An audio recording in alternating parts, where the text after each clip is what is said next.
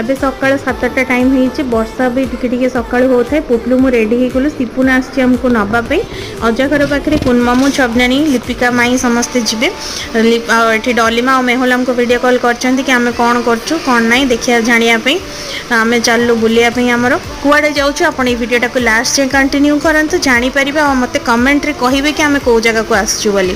और जेहेतु वर्षा पाग थाए साइड सीनेरी गुड़ा देखापी बहुत सुंदर लगु थाए।